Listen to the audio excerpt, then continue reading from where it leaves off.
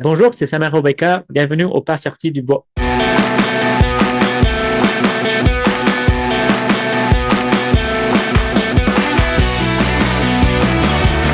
messieurs, votre gagnant, c'est 106 km!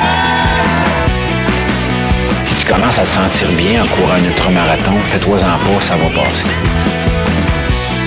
Grand champion du 125 km! C'est la Minute NAC et aujourd'hui, je vous parle de l'Ultra Énergie. C'est un mot que vous entendez souvent quand je vous parle des produits NAC, mais c'est pas juste le nom des différents produits.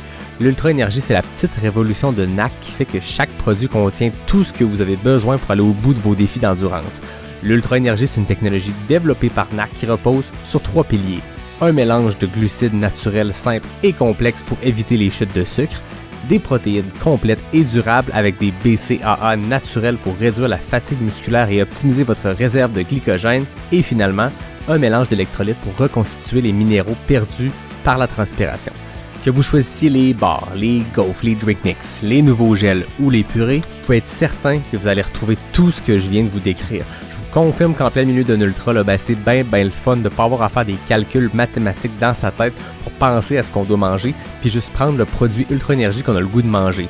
Passe ta commande sur le nac.com et utilise le code promo pas sorti du bois pour avoir 15% de rabais. PASSORTIDUBOIS. Bon épisode tout le monde. Ouais, ben, on n'est pas sorti du bois, hein? Bonjour tout le monde, bienvenue à ce 192e épisode de Pas sorti du bois. Aujourd'hui, je suis en compagnie d'un coureur, d'un passionné de plein air, mais également un photographe, un passionné d'astronomie qui réussit à combiner toutes ces passions-là ensemble. On va le découvrir. Samer Rebecca, bienvenue à Pas sorti du bois. Merci beaucoup. Bonjour.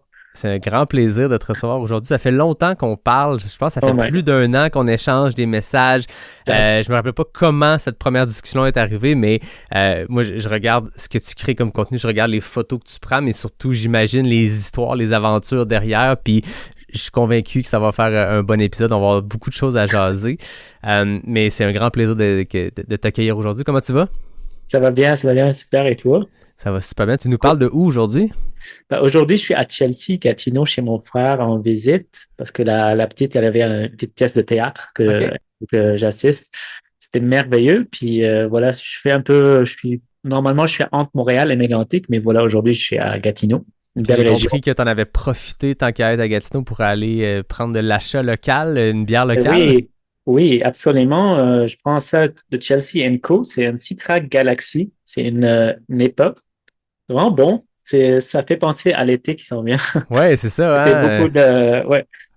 En plus, est-ce que le nom de la bière était choisi? Parce que là, on va parler d'astronomie, qui est un sujet que, en 192 épisodes, j'ai jamais abordé. En tout cas, pas avec quelqu'un qui s'y connaît vraiment beaucoup. Mais là, le nom, c'était quoi? La galaxie, c'est ça? Oui, en fait, Citra Galaxy. En fait, c'était directement, mes yeux comme, j'étais en train de checker pour une bière, je suis comme, une Citra Galaxy, c'est quoi ça, tu sais? Ça m'appelle direct, des trucs comme ça. Donc, c'est une EPA, c'est vraiment bon. J'approuve, je dirais. C'est une bière qui te fait penser vraiment à l'été parce que c'est des amertumes vraiment, il y a dedans du citron, de mangue, de pêche et fruits de passion. Vraiment bon. Intéressant, on se met en mode estival, ça s'en vient, il commence à avoir des belles journées. Ça s'en vient. C'est cool. Moi, de mon côté, je suis toujours avec une bière Noctem, une microbrasserie de Québec, toujours dans la thématique chat. Hein, on se rappelle, Noctem ont toujours un beau chat dessus. La bière s'appelle Donner sa langue. Bon, on comprend qu'il y a une thématique ici. C'est une double IPA. Moi, je suis un grand fan de IPA, de double IPA. Je suis très vendu à la double catnip de Noctem. Fait que là, j'ai hâte de voir si la Donner sa langue va compétitionner la catnip. Je vous dis ça à la fin de l'épisode. Samer, cheers, merci d'être là. Cheers. Donc, je le disais, on a beaucoup de sujets à aborder parce que... Pardon, un chat dans la gorge, hein? Jeu de mots. Un petit chat dans la gorge, il est sorti, on est prêt à commencer. C'est ça, je le disais, dans ton histoire, il y a la course, il y a le plein air. Il y a, à travers cette passion-là du plein air, la découverte de l'astronomie, de la photographie, qui ne sont pas que des passe-temps, c'est devenu un mode de vie, c'est devenu une entreprise. On pourra jaser de tout ça, mais j'ai le goût qu'on commence à la base. Parle-nous de toi, d'où tu viens, qu'est-ce qui t'a amené au Québec, puis après ça, je pense qu'à travers ton histoire, on va découvrir toutes ces passions-là qui se sont greffées pour former la personne que tu es.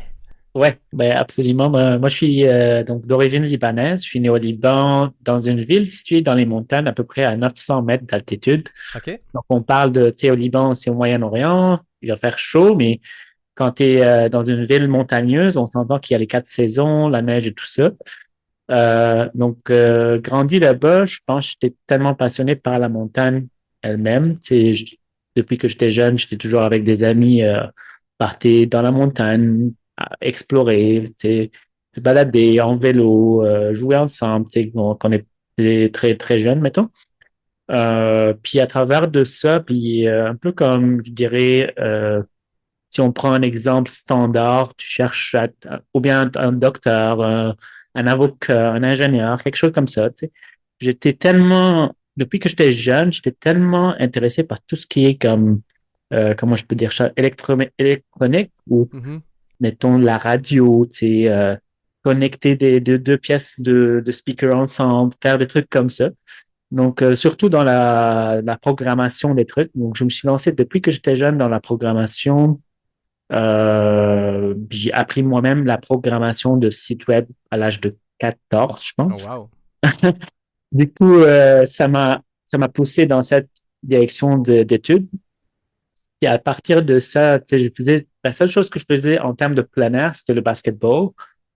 Au Liban, on a comme deux sports nationaux, on peut dire ça, où on a le foot, le soccer, puis le basketball. Puis durant cette époque-là, en fait, le basketball était très populaire dans le pays parce qu'on jouait des tournois vraiment, on a gagné le championnat arabe, ensuite d'Asie, le Liban était devenu un pays qui commençait à être connu pour le basketball. OK. Donc, ça m'intéressait tellement depuis que j'avais, je pense, 8 ans, je jouais au basketball tous les jours. Donc, c'était ça la seule chose que je fais en termes de plein air. Puis de l'autre côté, voilà, j'étais plus dans le mode de vie un peu standard. J'étudiais en ingénierie d'informatique. Beyrouth, c'est une ville qui fête tous les soirs. Mhm. Donc, je sortais en moyenne 4, 5 fois par semaine. On parle de sortie, tu sais, tu sors dans un bar après le travail, tu termines ta soirée à 3 heures du matin, tu bois beaucoup, tu fumes beaucoup, je fumais beaucoup durant cette période. Puis, parce que, en fait, le tabac n'était pas trop cher là-bas, pas du tout, en fait, c'était comme une pièce.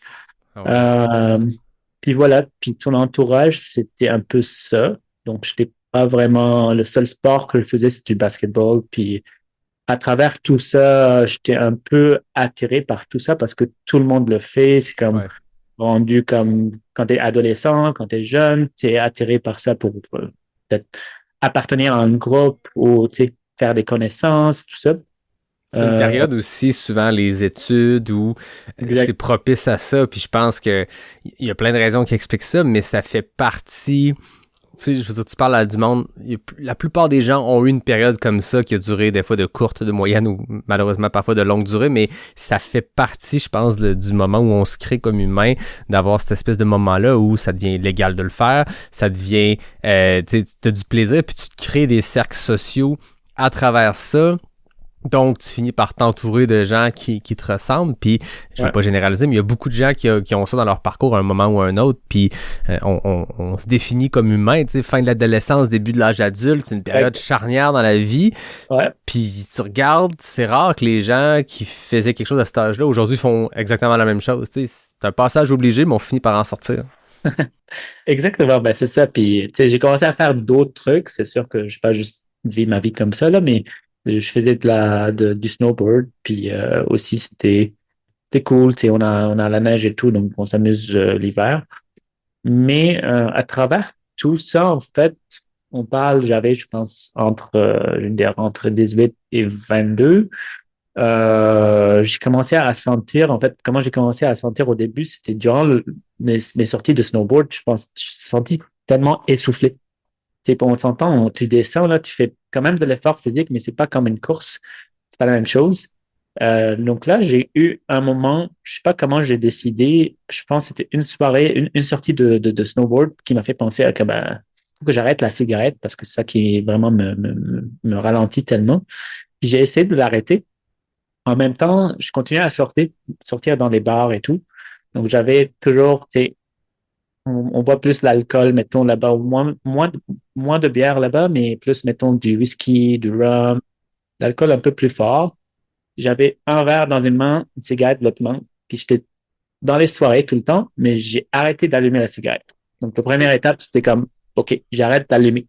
Puis, tu sais, les gens te trouvent comme ça, puis ils essaient de t'allumer la cigarette. Puis, non, non, j'essaie d'arrêter. Puis ça a fonctionné. En fait, j'ai réussi à arrêter de fumer à l'âge de 26.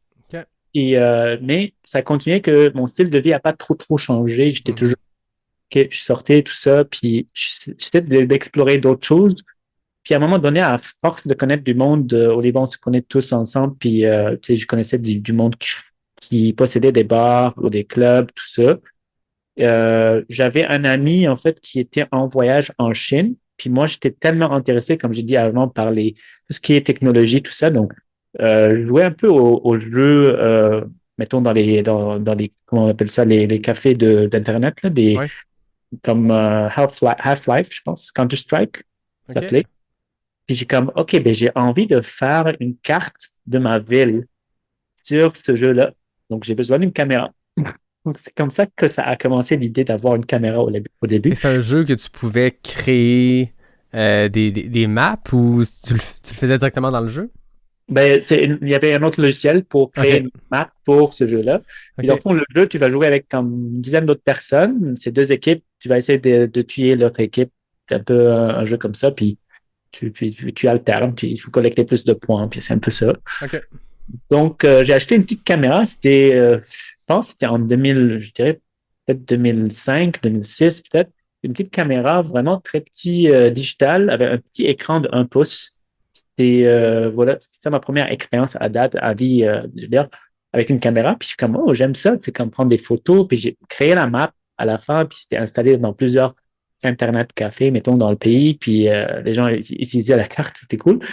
Mais les gens qui me savaient que j'avais une caméra, qui sont des amis à moi qui ont des bars et tout, ils m'ont demandé, ben, est-ce que tu as une caméra? On aimerait bien mettre des photos du monde qui sortent sur Internet. Ça, je pense que c'était même avant Facebook a Ouais, c'est devenu ça, un c'était truc. l'époque pré-médias sociaux où je me rappelle, c'était pareil au Québec. Ça, Les bars avaient des photographes officiels, puis le lendemain voilà. que tu allais d'un bar, tu allais chercher les photos, puis souvent tu étais un peu déçu de ce que tu trouvais parce que. Ouais, Mais ouais, je comprends. Ok, fait que tu t'es mis à photographier dans les bars pour tes potes qui possédaient des bars. tout à fait. Puis j'ai passé d'une petite caméra comme ça à une autre un peu plus semi-pro qu'un ami à moi était en Chine en voyage. Il m'a dit, ben, je suis en voyage, je peux t'acheter une caméra. C'était vraiment moins cher que le Liban. Donc, je suis comme, OK, let's go. Je connaissais rien dans la photo. Zéro. Absolument. Zéro. Donc, j'ai acheté cette caméra, puis j'ai commencé à prendre des photos en mode auto du monde dans les bars. Puis les gens aimaient un peu ce que je faisais. Puis je suis comme, OK, c'est cool. Puis durant cette époque, je commençais à travailler dans la tech comme ingénieur en informatique. J'écrivais du code dans le fond pour créer un logiciel de comptabilité. Dans cette job-là, tu sais, j'ai un ami qui m'a dit, ben, t'as une caméra semi-pro, as-tu un trépied? Je dis, bah ouais, j'en ai un petit que je n'utilise pas vraiment, je peux. Il me dit, bah, je peux te montrer comment tu peux prendre des photos de la Voie lactée. Je suis comme, waouh, OK, tu es sérieux? Genre, Ok. je pensais que c'était un appareil, un équipement très comme sophistiqué ou spécial. Ça, je pense, la première photo avec lui, je pense que c'était en 2010. Donc, je me suis dit, ben, let's go, on va essayer. Je suis sorti avec lui. Il m'a montré quelques paramètres, il m'a expliqué le processus, puis il m'a parlé de groupes. Puis j'ai découvert qu'il y a en fait de groupes de photographes, des clubs de photos, comme une club de course, dans le fond. Ils se rencontrent une fois par mois ou une fois par semaine, puis ils vont aller sortir, prendre des photos ensemble, puis apprendre l'un de l'autre. Je suis comme, OK, c'est cool ça, parce que j'aime quand même être en montagne. Puis j'ai commencé à faire ça, puis à force de faire ça, j'ai commencé à sentir de mieux en mieux dans cette bulle, dans cette vibe, puis s'éloigner de plus en plus de l'autre côté. Ouais, c'est de trouver un autre groupe dans lequel t'accomplir socialement qui était peut-être pas les mêmes cercles plus partés, puis tu découvrais des gens qui avaient une passion commune. Je trouve ça le fun que dans ton parcours, il y a ce côté-là très autodidacte. Tu dis que t'as appris le code par toi-même à 14 ans, t'as appris la photographie à la fois autodidacte et à la fois collaboratif en étant, tu sais, en t'entourant de gens, ou en tout cas en te greffant à des gens, à des groupes qui avaient cette passion-là, puis tu t'es développé comme ça, comme photographe. Oui, tout à fait. Ben, la seule chose que j'ai appris, mettons, en université, c'était, en fait, j'ai un diplôme de bachelor puis master's en ingénierie d'informatique, en computer software engineering, que j'ai pris, mettons, ça m'a pris 7 ans au total parce que je travaillais tout le temps dans le domaine depuis que j'ai commencé. Tu sais. J'ai commencé, euh, j'avais beaucoup de projets freelance que je prenais, tu sais, à temps individuel, mettons, puis en même temps avec les études et tout. Mais autre que ça, oui, tout ce qui est photo, puis on parle tantôt d'astronomie, c'était autodidacte, oui. Ouais. Donc, cette première fois-là où tu es allé, je suppose, en hauteur, ou en tout cas loin de la ville pour pas avoir la pollution de la ville lumineuse, puis tu as vu la Voie lactée, tu as vu que tu pouvais la capturer. Comment tu t'es senti à ce moment-là? Ben, c'est vraiment un sentiment, si les gens ont jamais vécu ça dans leur vie, je tellement recommande qu'ils cherchent une façon de le faire partout dans le monde, parce que c'est vraiment, je sais pas comment le décrire, mais c'est un sentiment qui te fait penser que le monde, comme tu es une personne très petite par rapport au monde, puis il y a plein d'affaires dans le ciel qui se passent tous les jours, toutes les minutes même, tu sais. C'est vraiment immense, le ciel. C'est vraiment wow, genre, tu sais. Puis c'est, dans le fond, c'est une des raisons pourquoi j'ai commencé à pousser plus dans ça. C'est comme, ça m'a piqué tellement la curiosité que comme, OK, je vais aller encore voir c'est quoi. Je vais aller quand même comprendre c'est quoi. Puis au début, c'était pas l'astronomie, c'était plus la photo parce que j'étais très technique. Donc, j'étais très intéressé par la caméra. OK, ben, Mhm. comment je peux changer ces paramètres? Comment je peux apprendre à faire? Je Comment tu peux savais. mieux capturer, mais je Ouais, comprends que ce que tu voyais dans le ciel, c'était plus le sujet de ouais, ta photo ou le prétexte pour travailler techniquement sur ta photo. Tu étais ouais. moins dans l'observation astronomique du truc, là. Astronomique. Exact. Je comprenais pas trop. Je comprenais juste, mettons, juste peut-être voir le nord, puis ça s'arrête là. Mhm. Puis là, ça, c'était au Liban, donc on parle des années 2012, 2013, 2014 à peu près. Donc, j'ai commencé à sortir plusieurs fois là-bas. Ça tombe, je peux prendre une petite parenthèse pour raconter 2011. Ce qui s'est passé encore en même temps, c'est que durant cette période que je faisais ma transition, mettons, de une personne qui boit tous les soirs, puis qui sort beaucoup, qui aime ça fêter. J'aime toujours fêter aujourd'hui, c'est pas la même chose. Mais pour dire que à un moment donné, j'ai perdu un pari. Qui, le pari, c'était de courir un marathon. Donc, ma première, Une belle ma histoire première de brosse. donc, quand tu étais sous et tout, là, je ne me souviens pas de tous les détails. Je me souviens plus maintenant c'était quoi exactement le pari, mais j'avais, moi et une autre personne qu'on a perdu, on était deux personnes, qu'on jouait, on était avec un groupe d'amis, on était une quinzaine de personnes. Puis je suis comme, OK, ben, OK, le marathon s'en vient, je pense que c'était en septembre, puis c'était 3 mois avant que j'ai perdu. Donc, j'ai pris mon billet avec lui. Je suis comme, OK, ben, on fait du basketball, on court au basketball tout le temps. Parfois, on joue 3 heures non-stop au basketball. On est jeune, on a l'énergie pour courir un marathon. Et qu'il y avait aucune Euh, préparation dans le sens où avant ce trois Zéro. mois-là, tu sortais pas courir.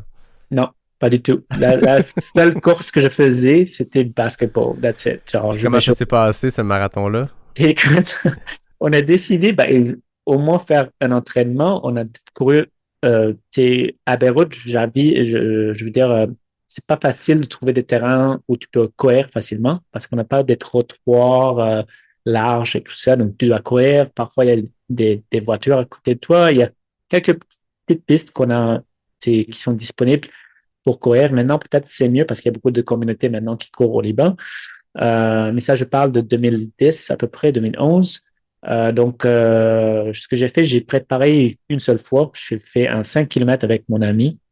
Puis on était tellement fatigués après le 5 kilos. Je suis comme, OK, ben, je sais pas si on va le faire. Le jour arrive, on arrive là-bas, moi et lui, puis je suis comme, OK, est-ce qu'on le fait? Let's go. Ben, il y a plein de monde, la vibe est nice. Ça commence. Je commence à courir. J'arrive à premier 7 kilomètres, puis je suis fatigué. Mon ami était toujours à côté de moi. Là, il me dit, ben, écoute, je vais continuer à marcher, là, je peux plus courir. Je suis comme, OK, ben, moi, je vais continuer, j'ai encore du jus, là, je vais quand même continuer. Donc, c'est la dernière fois que j'ai vu mon ami durant le marathon. Je continue un peu, je pense que j'ai fait un total de 10. Puis après ça, j'ai commencé à marcher, courir, marcher, courir. À un moment donné, à un moment donné, durant le marathon, le trajet, en fait, ça faisait un U-turn, dans le fond, ça va aller puis revenir de l'autre côté. Donc, je suis comme, OK, je pense que c'était dans les 30 kilomètres. J'étais comme vraiment tellement fatigué.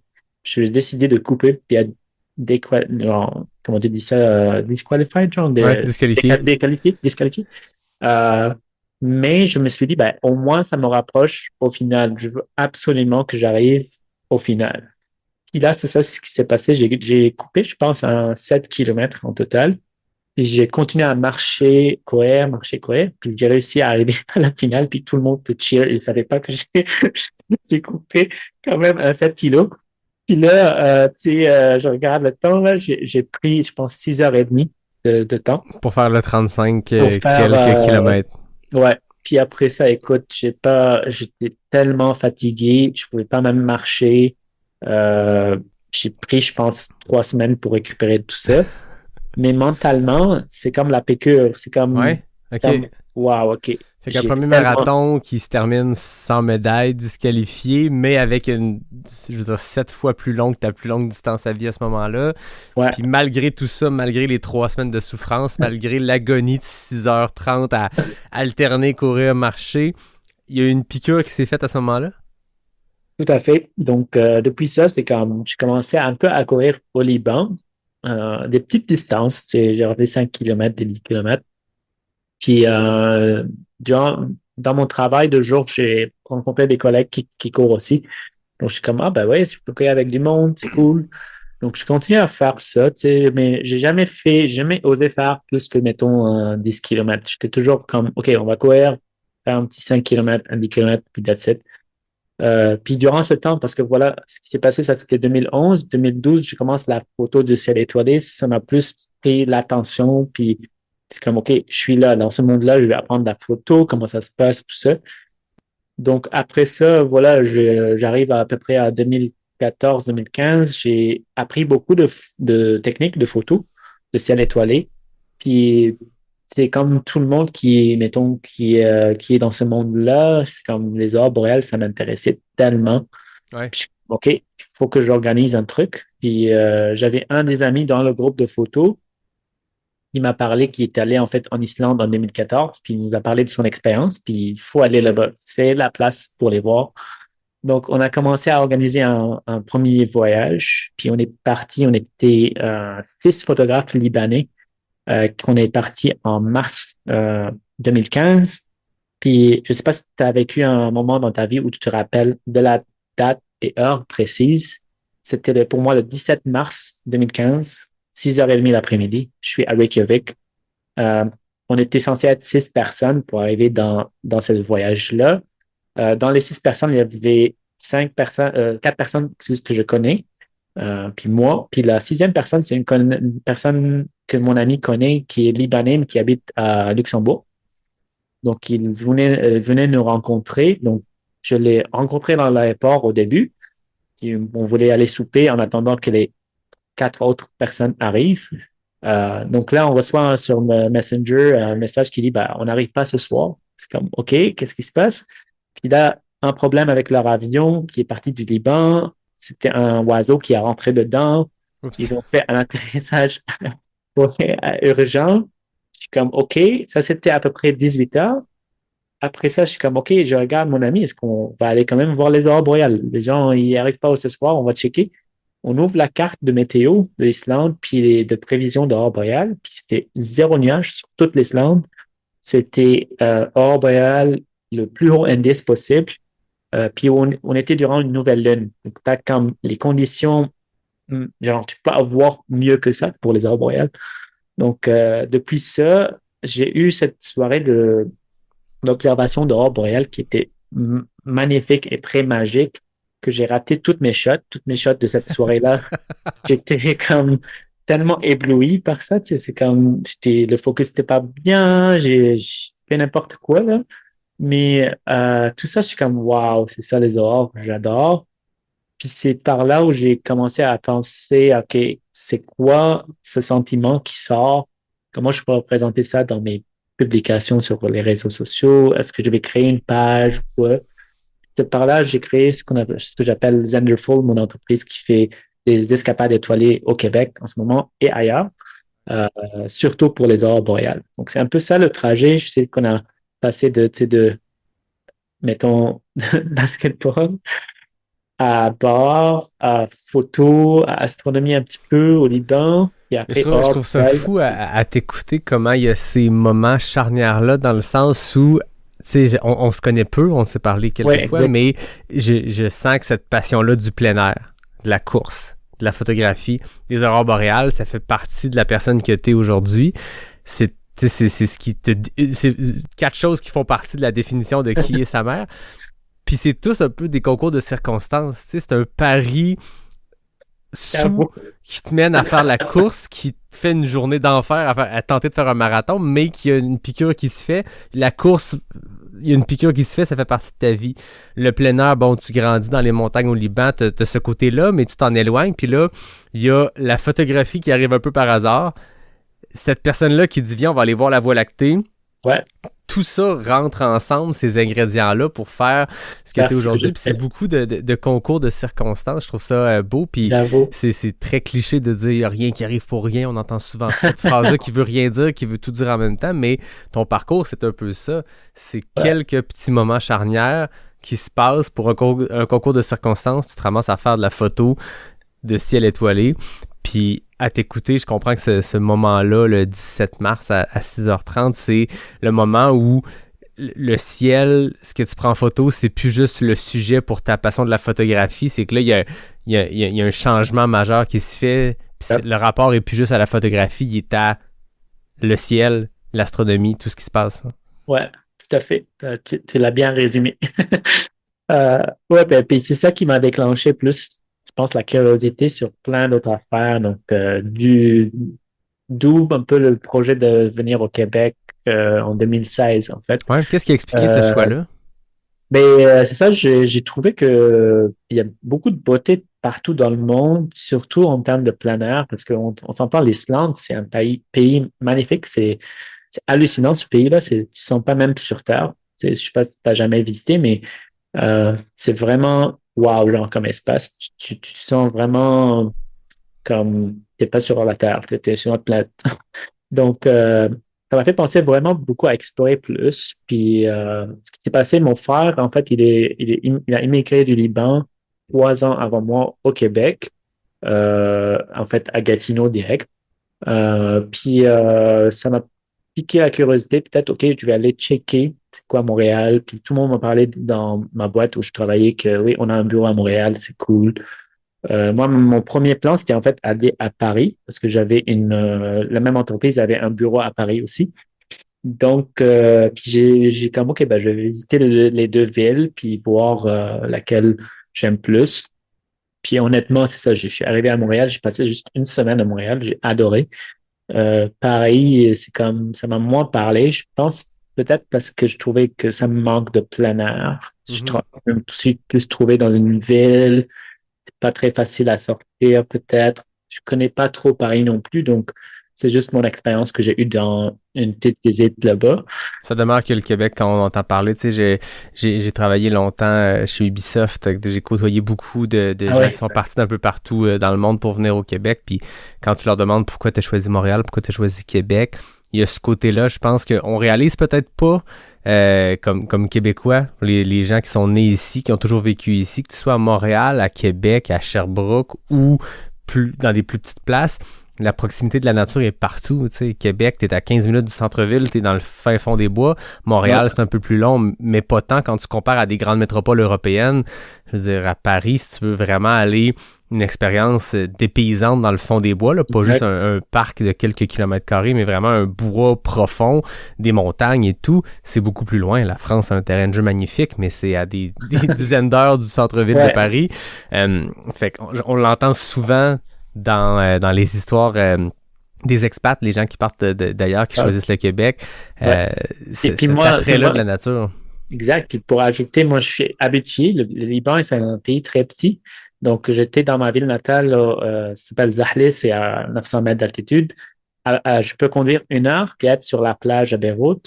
je peux conduire une autre heure, puis je suis en 3000 mètres d'altitude. Donc, je suis Wow. habitué à des courtes distances où tu peux être dépaysagé facilement. Ouais. Donc, je trouvais ça plus intéressant à Montréal. Puis, je sais pas, je trouvais que aussi au côté travail, ça fitait plus parce que j'avais plus d'opportunités ici. Donc, j'ai fait les papiers puis tout ça. Puis, ça s'est passé tellement vite, genre dans 4 mois, je pense que j'ai eu tout.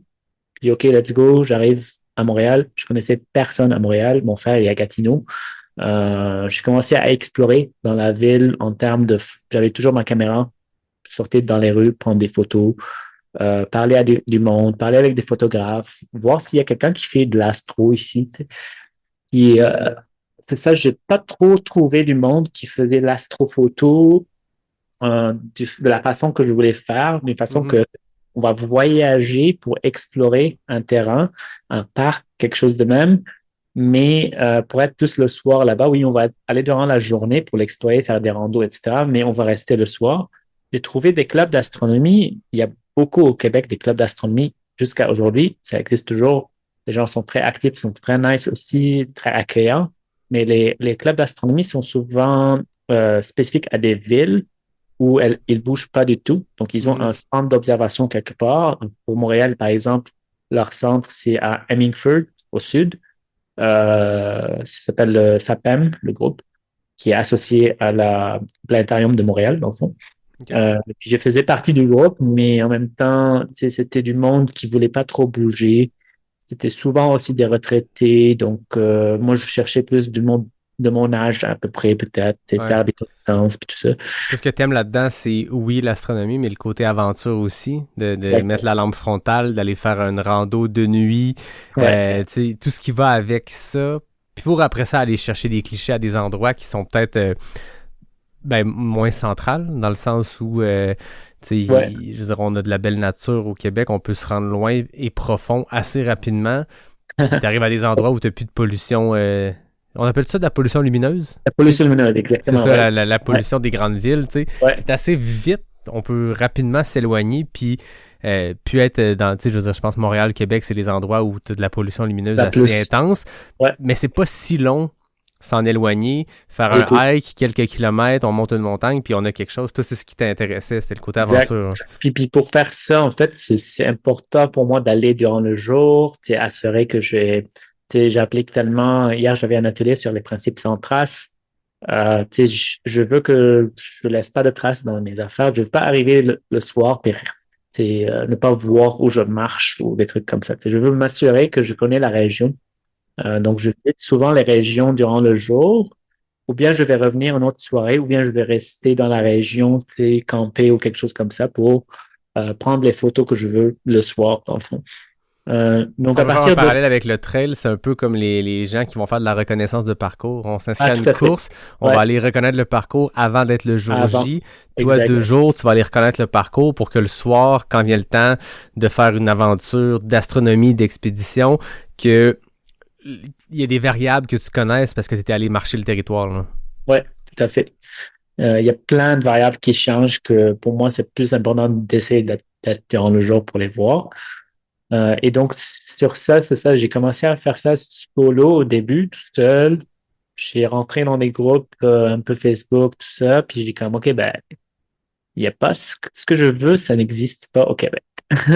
Donc, je vais le démarrer, puis on va voir ce que ça donne. Puis j'ai créé un groupe sur Meetup à la base, qui s'appelait à la base Montréal Astrophotographers. J'ai mis en anglais, en français, les deux langues, puis je commençais à faire des meet-ups.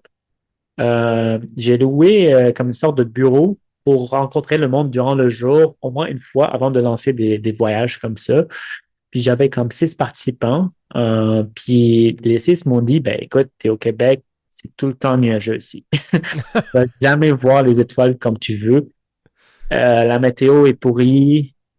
Écoute, on sait pas. On sait pas si on embarque ou non. Je suis comme, OK, c'est décourageant, mais tu vais tenter ma chance quand même. Tu sais, je suis curieux jusqu'au bout là pour essayer quand même une fois faire des événements puis voir si les gens viennent puis si on voit les étoiles, si on peut prendre des photos, etc.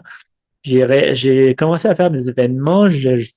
J'avoue, les 2 premiers événements, c'était quand même nuageux. J'étais encore découragé, mais j'ai pas arrêté. Et après le temps, en fait, à chaque événement, il y avait toujours du monde qui vient, genre, de plus en plus. Ça a commencé, on était 6. À un moment donné, avant la pandémie, on était 800 dans le groupe. Quoi? 800 personnes. Ouais. Wow! Je Ouais. m'attendais pas à ça. Ouais, c'est malade. Parce qu'en fait, à un moment donné, j'ai passé de Meetup j'ai rendu le groupe sur Facebook. Puis c'est ça, c'est souvent dans les 800 personnes dans mes stats, je pense que j'avais en moyenne par mois, il y avait 200 personnes très actives sur le groupe, dans un sens qui veulent partager leurs photos ou demander des questions, etc. Puis j'ai organisé des voyages gratuits à partir de Montréal entre 2016 et 2020 jusqu'à la pandémie, Ouais. une fois par mois.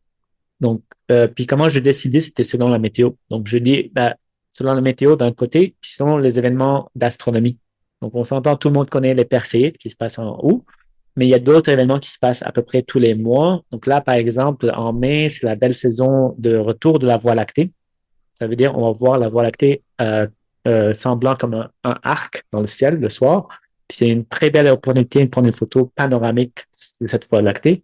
Donc, je vais organiser, mettons, j'organise durant mai des sorties comme ça pour ça. Puis, selon la météo, je regarde autour de Montréal des régions que, écoute, j'ai mis beaucoup d'énergie, de temps à explorer ces régions-là durant le jour. Ces régions-là sont souvent des régions publiques, donc ça veut dire ou bien un parc, ou bien même un champ où je pourrais voir si j'ai accès, si je ne dérange pas quelqu'un, ou parfois j'ai la permission des gens qui sont propriétaires. Donc, ça veut dire que toutes ces régions-là, j'ai visité durant le jour, puis j'ai marqué sur mon Google Maps.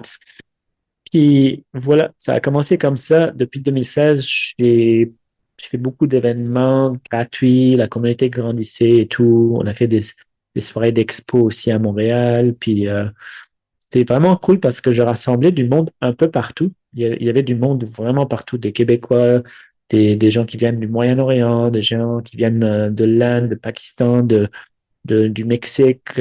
Puis à travers tout ça, comme je dis avant, je suis arrivé, je connaissais personne à Montréal.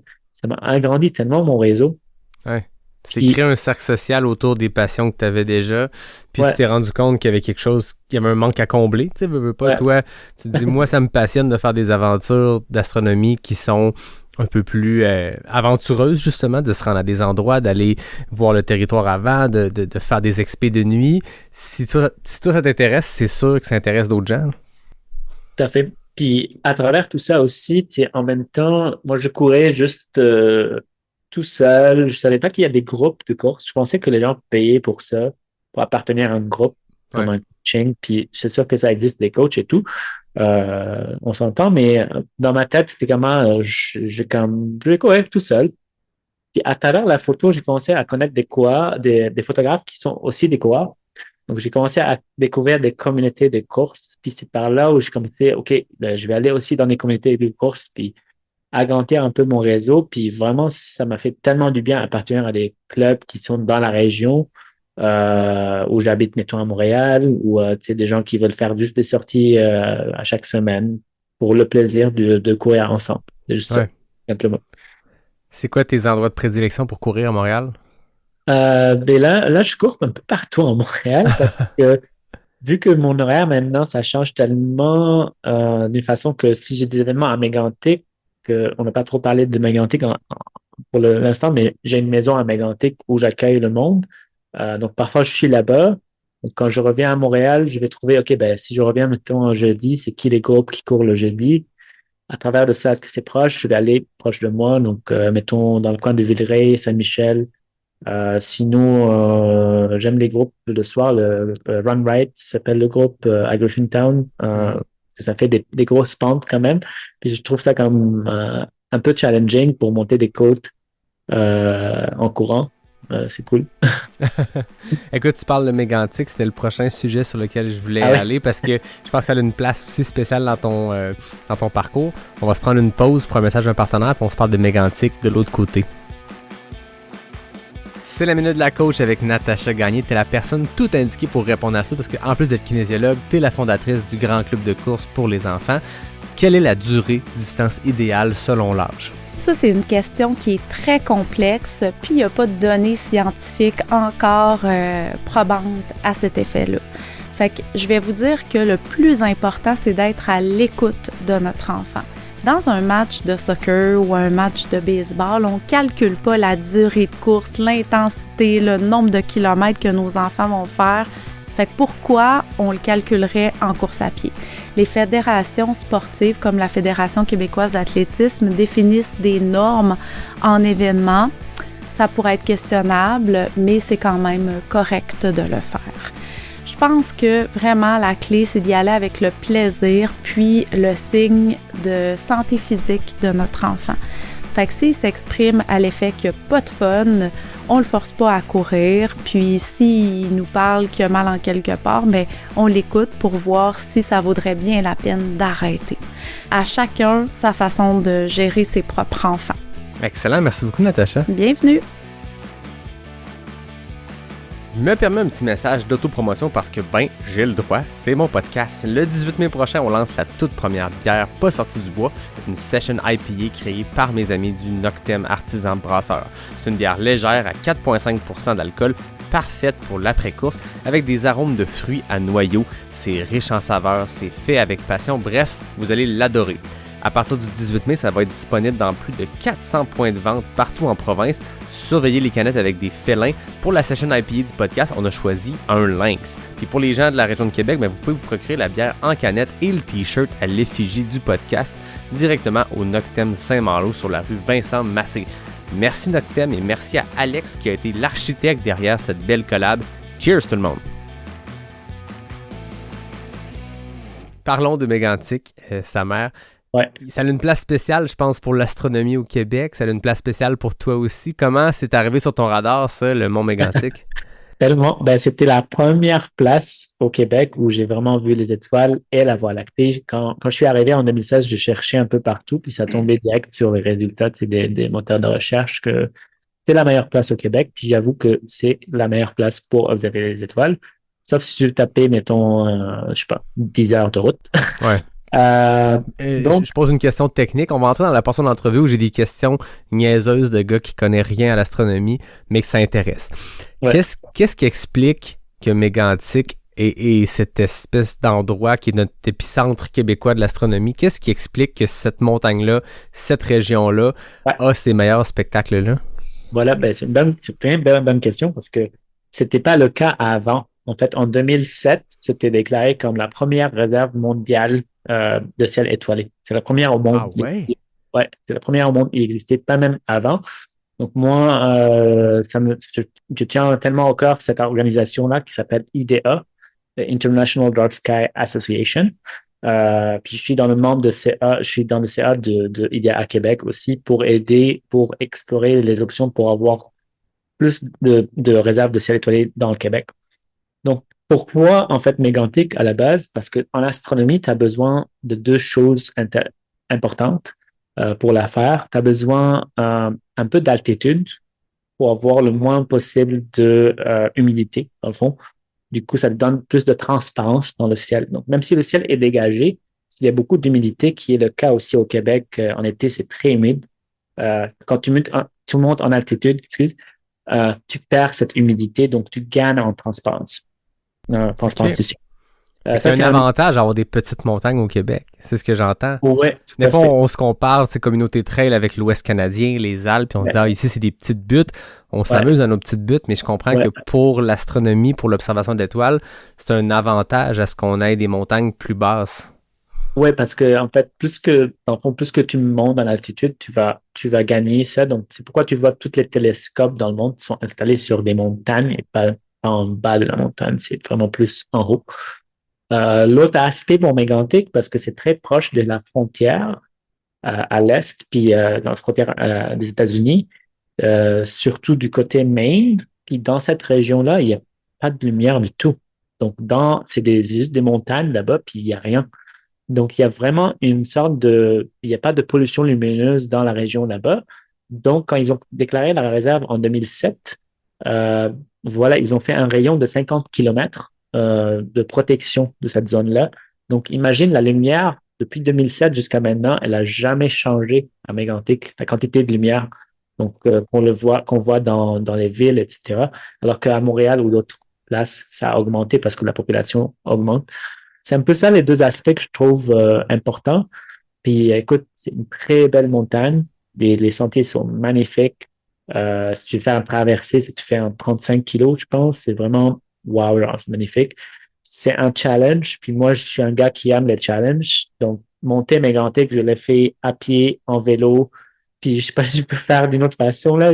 J'adore, j'adore cette montagne-là pour vraiment l'explorer de plus en plus. Il y a aussi le marathon du Mont Mégantic qui a lieu depuis 1 an ou 2, mais là, ça a lieu le 8 juin 2024. Je suis allé le chercher pour être certain de dire la bonne date, qui est un événement qui doit être magnifique.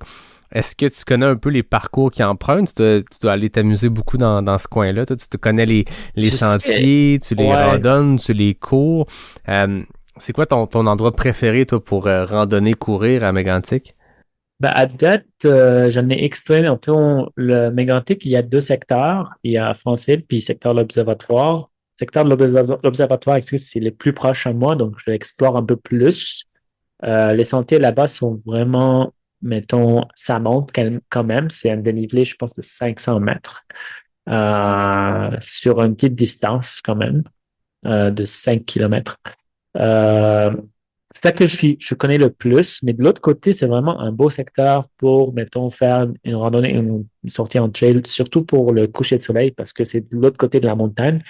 Donc souvent, si je veux faire un coucher de soleil, je vais aller de l'autre côté. Le marathon lui-même, je connais pas trop de détails, les parcours, mais j'imagine qu'ils vont passer dans les 2 secteurs, parce qu'il y a une traversée qui passe dans la vallée, dans le fond. Donc, traverser le parc d'un côté à l'autre, déjà, ça fait je pense, un 30 kilomètres ou quelque chose comme ça.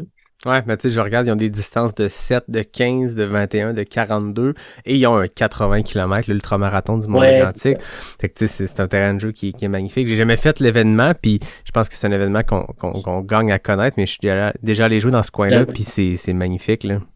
Ouais, c'est sur ma liste. Dans mon plan, en fait, c'est de commencer à faire plus des sorties comme ça, des trails. À date, j'ai fait juste le 21K de Montréal il y a peut-être quelques semaines. Puis j'ai fait vraiment un bon temps. J'étais content de Ouais, ça s'est bien passé. Ouais. C'était ma deuxième fois à vie de faire un demi-marathon. Le premier, c'était en 2019 que j'ai fait en moins de 2 heures. J'ai fait, je pense, 1h50. C'était vraiment bien, mais j'étais tellement essoufflé après, je sentais pas bien. Donc, depuis 2019 jusqu'à maintenant, j'ai continué à m'entraîner de plus en plus. Puis là, je l'ai fait en 1h37. Wow. Vraiment en bonne forme et tout est bien passé. La vibe était parfaite. Et oui, merci beaucoup. C'était vraiment cool. J'aime ce demi-marathon. Vraiment la vibe comme le début du printemps. Ça se passe en fin avril, excuse. Ouais. On sent que c'est le début de la saison pour beaucoup de monde. On voit beaucoup Ça, de gens même de la communauté trail, souvent le début de saison, on voit plein de trailers de la communauté se lancer sur le demi à Montréal, on en est à Boston cette année, mais à Ottawa, là, il y a eu le demi-marathon de Lévis à Québec. Les gens vont aller chercher un peu de vitesse en début de saison, puis des fois, ça fait une belle base aérobique pour le reste de la saison trail. Ouais, j'avoue. Ah ben c'est cool, félicitations pour ce 21-là. Tu organises des sorties d'astronomie à Mégantic, mais tu disais tantôt que tu as une maison à Mégantic pour accueillir les invités, c'est ça? Oui, j'ai créé dans le fond mon entreprise en 2020, juste avant la pandémie. Et à la base, mon idée, c'était juste sortir le monde de la ville pour faire des sorties comme ça, mais ça restait que ça dépend du temps de l'année. Ça se peut que tu vas rentrer très tard en ville, genre on parle de 4h ou 5h du matin. Donc, j'ai décidé d'investir puis acheter une maison où je peux accueillir le monde. Et en fait, j'étais chanceux de trouver cette maison en bas de Mont-Saint-Joseph, du parc de Mont-Mégantic. Puis cette année, voilà ce que j'essaie de faire. C'est dans ma mission, en fait, chaque fois que je parle à quelqu'un, je lui demande, faites du plein air, oui, vous courez, oui, mais qu'est-ce que vous faites le soir? Comme le soir, je sais pas, un foot camp peut-être, on va dormir. S'il y a je sais pas, quelqu'un qui a une guitare ou quelque chose comme ça. Je dis, OK, moi, ce que j'organise, c'est vraiment des sorties guidées le soir. Donc, on parle d'astronomie. Je fais aussi ce qu'on appelle du light painting. C'est une façon de créer avec la lumière. Donc, cette année, ce que j'ai fait, je vais jumeler les deux. Je vais faire des sorties d'astronomie le soir, mais le lendemain, on va les courir ensemble. va être des sorties amégantiques, dans le fond. Il y a différentes distances selon le groupe. Je vais m'organiser que ce soit correct pour le monde qui visite, dans le fond. Puis j'espère que, je sais pas, les gens aiment ça parce que à chaque événement que je fais, souvent mes événements sont sur plusieurs jours, sont 2 jours ou 3 jours. Souvent, j'organise ça, puis les gens adorent. Donc, cette nouvelle formule, c'est plus 2 jours en total. C'est l'activité le soir, puis le lendemain, on va sortir ensemble. Donc, j'espère que les gens apprécient ça. On verra comment ça se passe. C'est une belle combinaison parce que, tu sais, je regarde, ça fait 192 épisodes que je fais. J'ai parlé à beaucoup de monde qui sont passionnés de trail, passionnés de course. Puis, le dénominateur commun souvent de ces personnes-là, c'est aussi la passion du plein air, des grands espaces, de la nature. Puis la nuit, il y a tout un monde qui change, qui s'opère. Puis, tu sais, ceux qui écoutent, qui ont déjà couru de nuit, il y en a qui aiment pas, il y en a qui trouvent ça difficile, mais moi, personnellement, j'adore. Puis je parle avec plein de monde qui disent « Ah, quand il a fallu que je m'entraîne la première fois de soir, de nuit, ça me tentait pas, mais j'avais une course où il y avait de la nuit, fait qu'il faut que je le fasse. » Puis il y a de quoi de vraiment trippant à se retrouver dans des sentiers que tu connais, puis que là, tu reconnais plus du tout, parce que là, t'as juste ton halo de lumière, t'as tes pieds à regarder, puis t'as les sons qui sont complètement différents. Je sais pas si c'est parce que nos sens s'éveillent davantage le soir ou parce qu'il y a littéralement une vie animale qui s'active la nuit. Mais tu sais, moi, je me suis entraîné souvent au Mont-Sainte-Anne. Puis de jour, tu fais tes montées, t'entends les oiseaux, puis c'est tout. Puis c'est devenu une tradition, une fois par été, je vais faire une nuit blanche sur le Mont-Sainte-Anne, puis il y a une vie complètement différente qui s'opère la nuit. Tu vois des petits yeux de renard partout dans le bois, t'entends les choses. Puis je pense qu'il y a une combinaison de oui, la vie s'active, il y a moins d'activité humaine, donc la faune sort, mais il y a aussi une hypersensibilité qui se crée la nuit. On est plus sensible à ce qui se passe autour de nous. Puis il y a quelque chose de vraiment trippant à arriver sur un sommet. Je l'ai raconté plusieurs fois sur le podcast que mon premier 125 km à Ricana, dans le temps, on partait de nuit. On partait à 2h du matin à partir de la ZEC des Martes. Puis on monte le mont du Four, le mont du lac à l'Empêche. Puis à un moment donné, on arrive à un sommet en plein milieu de la nuit. Puis le gars avec qui je cours, que je vois pas, que je sais pas c'est qui, il me dit « Hey, on ferme nos frontales. » Puis t'es sur le sommet d'une montagne, dans une course, t'as un dossard de pinée, mais tu t'en fous parce que tu fermes ta lampe frontale. Puis le spectacle qui s'opère est absolument magnifique. On a la chance que le trail, la course en sentier nous amène à des endroits qu'on n'aurait pas accès si on faisait pas ce sport-là ou si on faisait de la rando. Là. La course permet d'avoir une vitesse un peu plus grande qui fait qu'on peut aller un peu plus loin. J'ai goût de voir avec toi qu'est-ce qu'on peut observer dans notre période d'été, notre période de trail. Tu disais tantôt, les Perséides au mois d'août, on est habitué. On est habitué. On en entend parler, c'est toujours un beau spectacle. Moi, je sais qu'au chalet de mes parents, dans le fin fond des Monts-Valin, au Saguenay, on voit les étoiles filantes, c'est magnifique. Au mois de mai, tu parlais de la Voie lactée. Qu'est-ce qu'on peut observer pour les coureurs, les coureuses qui nous écoutent, qui ont des sorties de nuit à faire dans les prochains mois, puis qui pourraient en profiter pour avoir une petite expérience d'astronomie? Oui, tout à fait. C'est le ciel, en fait, à peu près chaque jour, ça change. Hein. On s'entend, ça bouge de 1 degré chaque jour. Donc, ce qui se passe, en fait, en ce moment, on est dans la saison de Voie lactée ou de retour de la Voie lactée. Ça veut dire le centre de notre galaxie. On va commencer à le voir vers à peu près minuit ou 11 heures le soir, dans la direction est-sud-est du ciel. À partir de ça, en fait, tous les 2 mois, 3 mois qui arrivent, c'est l'événement le plus gros pour moi, c'est la photographie de cette Voie lactée. Il y a beaucoup d'autres pluies d'étoiles filantes qu'on ne parle pas souvent de ça, parce qu'ils sont pas très, très connus. Donc, tout ça dépend de plein d'affaires aussi. On connaît les Perséides, c'est sûr, mais ce qui est l'élément qui change tout, c'est la Lune. Donc, par exemple, l'année passée, durant les Perséides, il y avait quand même, je pense, 90% de lune illuminée. Donc, le spectacle n'est pas le même s'il y a une lune ou non. Donc, ce que je vais aviser au monde, c'est quand même vraiment regarder s'il y a une lune ou non.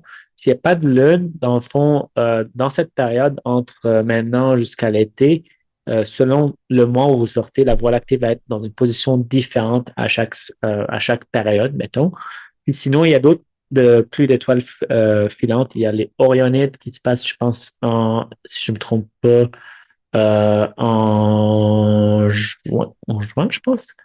Il y a en fait, cette semaine, il y a une plus d'étoiles filantes aussi, les Léonides.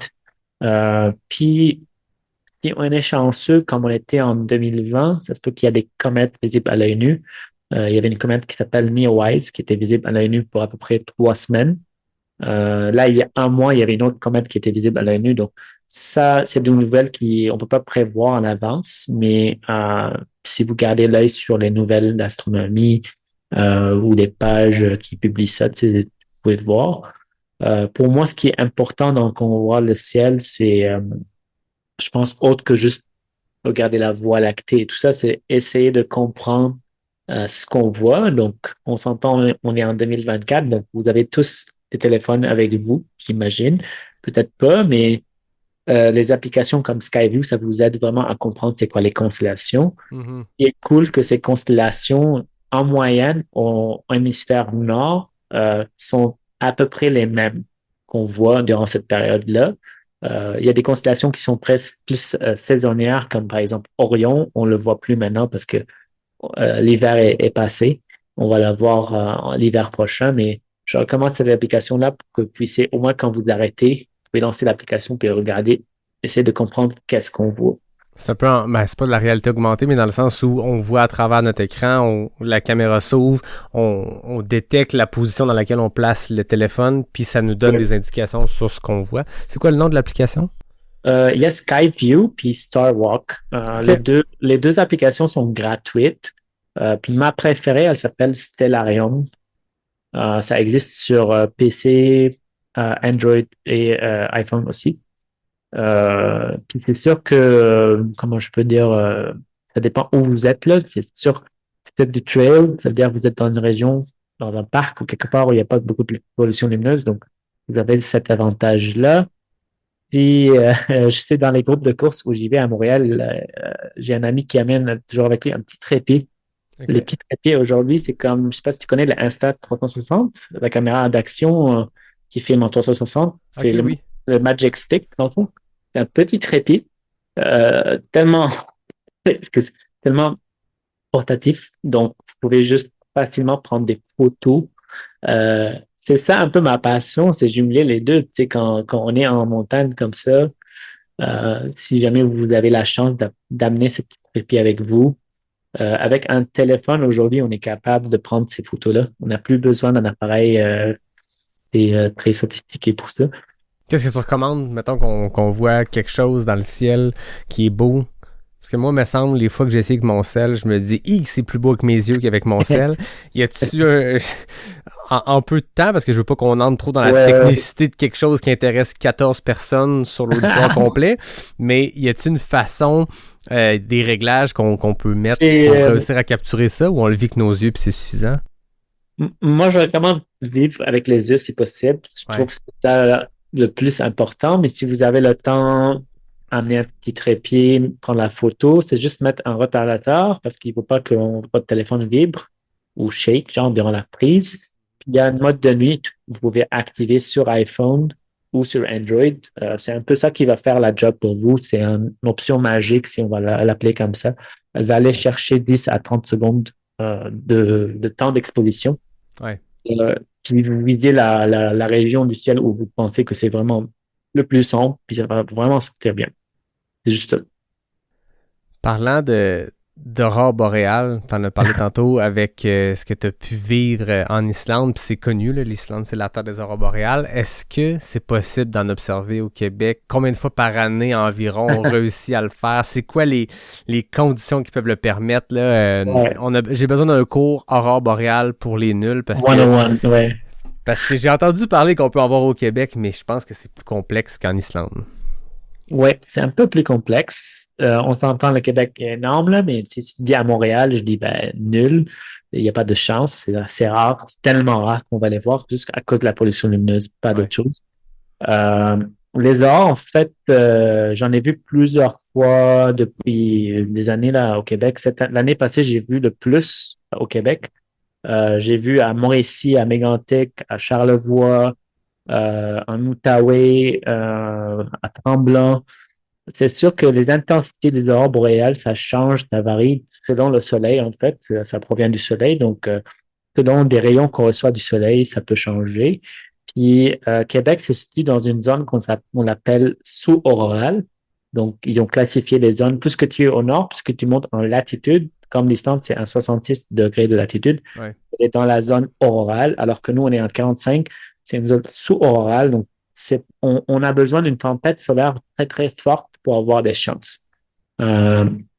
Donc, c'est pourquoi, oui, c'est possible. Puis parfois, j'organise des sorties de chasse à l'aurore boréale. On va essayer de les trouver. Puis on a vu quelques fois dans les sorties, mais c'est toujours, ça reste des petites lueurs. Je trouve que les régions où c'était vraiment très, très fort, les aurores boréales, c'était plus vers Rimouski, vers Saguenay, ou comme par chance, j'ai eu 2 fois où c'était vraiment des fortes aurores, que j'étais juste à 1 heure de Montréal vers l'ouest, puis j'ai vu ça. OK. Mais c'est comme, ça se passe pas tous les jours, tu sais. C'est moins de chance. C'est pourquoi, moi, quand j'organise des voyages comme ça, je vais aller plus loin. Je vais souvent dans les territoires nord-ouest, à Yellowknife. Ouais. Et du coup, j'ai trouvé une communauté de trail là-bas. C'est vraiment beau pour le trail aussi. Ah ouais, le territoire du Nord-Ouest pour le trail, ça m'intéresse. Ouais. T'as découvert ça comment, cette communauté-là? Ben, comme ce que je fais, c'est comme je vais aller dans une région, explorer, puis chercher sur mes intérêts qui sont en ce moment photo, course. Puis photo, c'est la place pour les aurores boréales, on s'entend. Donc, je connais déjà quelques mondes déjà. Je suis allé 2 fois là-bas à Yellowknife l'année passée, puis cette année, en mars. Puis en mars, la moyenne là-bas, c'est un moins 30 degrés. Durant le jour, c'est un moins 10. Puis tous les lacs sont gelés. Ils appellent ça le lac des Grands Esclaves. C'est un des gros lacs du Canada, dans le fond. Il est énorme, il est magnifique. Puis je suis comme, ça serait cool de courir là-bas. Puis j'ai commencé à faire des recherches, Facebook et autres. Puis je suis tombé sur un groupe qui font des courses hebdomadaires, c'est à chaque semaine. Puis en fait, j'ai découvert qu'ils vont partir de la ville, trouver un sentier de trail. Il y a quand même plusieurs parcs là-bas. Il n'y a pas beaucoup de dénivelé, mais ça reste vraiment des beaux sentiers à explorer. Puis à un moment donné, ils passent sur le lac. C'était vraiment cool de courir sur un lac complètement gelé, où les voitures vont quand même être en même temps, ils vont se déplacer à côté de toi, mais c'est énorme, le lac, c'est tellement large, donc c'est quand même sécuritaire. OK. Ah, les voitures qui passent directement sur le lac, là. Ouais, c'est ça. Entre le mois, je dirais je pense fin novembre jusqu'à mi-avril, ce lac, ça gèle, puis ça devient une route. Ça connecte Yellowknife à une ville autochtone qui s'appelle Deta. C'est vraiment très beau. Puis c'est ça que je vais, dans tous mes événements que je sors, je vais faire du trail. Je vais inclure dans mes événements des activités de trail. Donc ça s'en vient en septembre et mars. Je reviens là-bas. Puis on va faire durant le jour des sorties de trail. Puis le soir, des chasses aux arbres. Ouais. C'est un peu ça. Fait que là, c'est des gens qui écoutent, que ça leur parle, ces sorties trail et astronomie. Pour le Québec, là, tu parlais de ça à Yellowknife, là, c'est intéressant, oui, mais pour ceux qui s'intéressent pour cet été, pour cet automne, pour le Québec, comment on trouve les informations? C'est une bonne question. Je pense pas qu'il y a une vraie référence, sauf sur Facebook. Il y a un groupe qui s'appelle Alerte aux aurores boréales et un autre groupe qui s'appelle Aurores boréales du Québec. Okay. C'est souvent des gens qui vont publier des annonces qu'il y a une activité. Moi, j'en ai mon propre groupe aussi sur Facebook. Si jamais les gens veulent, ils peuvent rejoindre. Chaque fois que je pense que les chances sont propices à sortir de Montréal, je vais organiser des quoi puis publier. Je m'en vais ce soir les chasser qui veulent venir. Tu sais. Okay. Puis, toi, c'est parce que tu suis les phénomènes météorologiques qui vont venir impacter les chances d'avoir les aurores boréales. Fait que tu suis ça. Fait que si les gens te suivent dans les groupes, à un moment donné, c'est comme OK, c'est ce soir, on part puis on y va. Exact, ouais. Puis ce qui est en fait difficile en ce moment, il n'y a pas un modèle facile à prévoir les aurores boréales. Il y a 2 gros modèles, puis 2 grandes, mettons, écoles. Puis c'est plusieurs données que tu vas voir. Donc, il n'y a pas vraiment quelque chose qui va te garantir que tu vas les voir. Puis c'est des modèles comme les modèles de la météo qu'on voit, c'est des modèles, ça reste comme un forecast. Donc, il y a des chances que le modèle soit erroné, puis ça ne marche pas. Ouais. Il y a les ingrédients qui sont là, mais après ça, est-ce qu'ils vont se mélanger pour faire la recette? On le sait pas, là. Exact. Donc, ça reste toujours une chasse. Pour moi, c'est toujours une chasse. Parfois, je vais aller, puis je vais être déçu, je n'ai rien vu. souvent dans des soirées comme ça, je vais quand même voir les étoiles parce que si j'organise une chasse, ça veut dire que le ciel est dégagé au moins pour Ouais. essayer de voir les aurores. Donc, au moins, vous allez voir les étoiles, au pire des choses. Un peu comme les expéditions qu'ils organisent à Bergeronne, à Tête-du-Sac, les expéditions de kayak sur mer pour voir des baleines. Ouais, Moi, je l'ai fait quelques fois avec ma blonde, on tripe bien gros à faire ça. Puis il y a des fois où justement, il y a énormément de baleines, puis tu vas là pour ça. Mais les fois qu'il n'y a pas de baleines, ça reste qu'il y a plein d'autres choses, plein d'autres phénomènes qui sont super intéressants à voir. Je pense que c'est la même chose dans le cas d'une sortie. Comme tu dis, c'est une chasse aux aurores boréales, fait qu'il y a une chance que ça marche, il y a une chance que ça marche pas. Mais dans tous les cas, tu te retrouves en nature, de soir, de nuit. Il y a un spectacle qui va se passer, peu importe c'est lequel. Puis c'est sûr que les gens vont en avoir plein les yeux, là. ouais, tout à fait. C'est souvent impressionnant. Là. Quand tu sors le soir, c'est une autre histoire qui se raconte, mettons. Ouais, exact. J'aime ça, c'est une autre histoire qui se raconte. Puis pour ce qui est des sorties trail et astronomiques que tu organises à Mégantic, comment on prend les informations? Ça va être sur mon site web, puis j'ai un club Strava que j'ai lancé peut-être il y a 2 mois, avec les trajets où on va aller et tout. C'est déjà défini.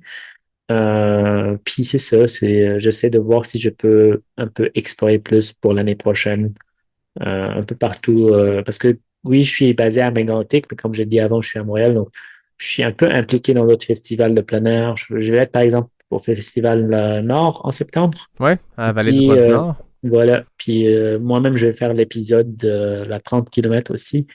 Donc, j'aime ça. Puis voilà, à voir pour les années prochaines qu'est-ce qui s'en vient là. Mais surtout sur mon site web, je dirais, ça va être toutes les informations.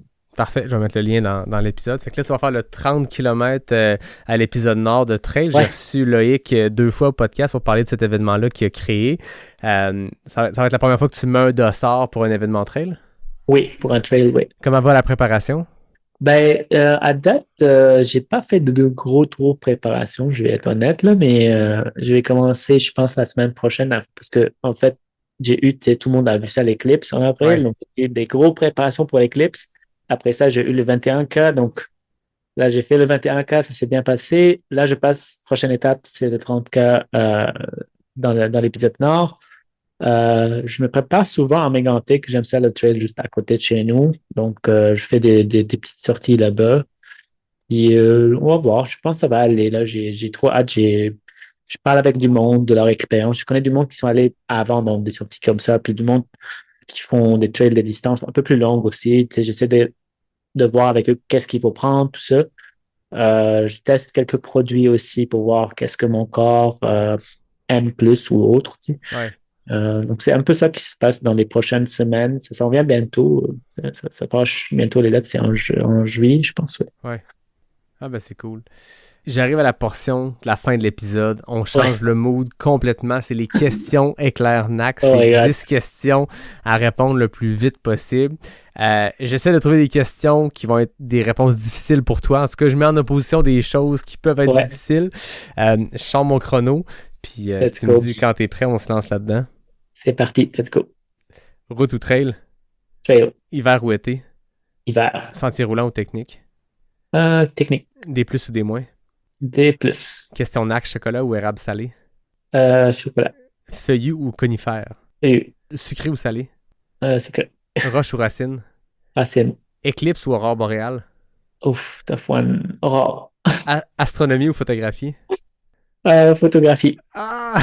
C'est tellement difficile les T'es questions là. coincé à la fin, hein? C'est ça.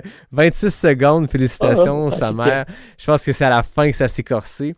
Ouais, Éclipse ou aurore boréale, t'es allé avec aurore boréale, mais tu le disais tantôt, l'éclipse, j'ai l'impression que c'est comme le moment où l'astronomie, pendant quelques jours, a subi une espèce de traitement médiatique mainstream, puis cette petite Tellement, hein. passion-là, en fait, pas cette petite passion-là, mais cette passion-là que une petite communauté de gens au Québec vivent est devenue quelque chose de mondial. Tout le monde parlait que de ça. En tout cas, au Québec, ça a été assez massif. Comment tu l'as vécu, toi, l'éclipse? Moi, j'étais à Mégantic. C'était ma première éclipse totale. J'en ai vu une éclipse annulaire en Utah en octobre, puis 2 autres partielles, une en Islande, puis une au Québec. C'était magnifique. Écoute, c'est un des trucs que je dis, c'est Zenderful. Zenderful, c'est un nom composé en passant, qui veut dire Zen et Wonderful.